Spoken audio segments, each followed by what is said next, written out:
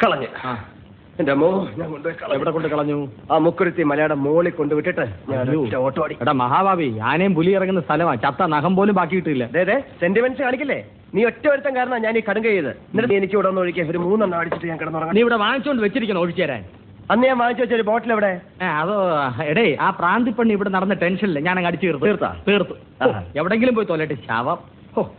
മനസ്സമാധാനമായിട്ട് ഇപ്പോഴാണ് ആഹാരം കഴിക്കാൻ തോന്നുന്നത്. അത് വേണ്ട. പിന്നെ എനിക്ക് വിശ്വാസമില്ല. അയ്യാ,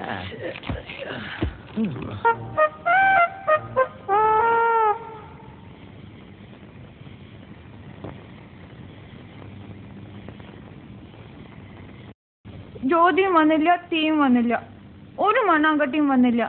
എത്ര കഷ്ടപ്പെട്ടാണ് ഞാൻ തിരിച്ചു വന്നെന്ന് അറിയാമോ? ഓടി ഓടി വരുമ്പോ ഒരു ആന. പക്ഷെ ഞാൻ രക്ഷപ്പെട്ടു. എങ്ങനെ?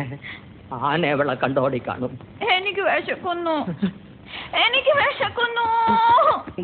എടി മൂദേവി, ഞാൻ പുറകെയല്ലടി, ചിമ്പൻസിയാണ് ചിമ്പൻസി. അതിന് കളി വന്ന എന്തൊക്കെ ചെയ്യുന്നറിയോ? കടിക്കും മാന്തം പിച്ചു ചെന്ന് കീറും. എന്നെ വിടറാ. അയ്യോ, എനിക്ക് വിശക്കുന്നേ. നിനക്ക് പൊറോട്ടയും ചിക്കനും ഞാൻ വാങ്ങിച്ചോട്ടെ. അവിടുന്ന് പാതിരാക്കി നിന്റെ അച്ഛനുണ്ടാക്കി വെച്ചിരിക്കുന്ന പൊറോട്ടയും ചിക്കനും.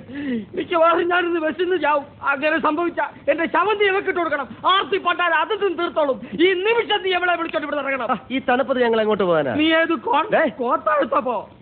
ഞാൻ പറയുന്നത് നീ ഒന്നും പറയണ്ട. നീ എന്നോട് താമസിക്കുന്ന പ്രശ്നമേ ഇല്ല. വിളിച്ചോണ്ട് ഇറങ്ങണേ. ഇറങ്ങാൻ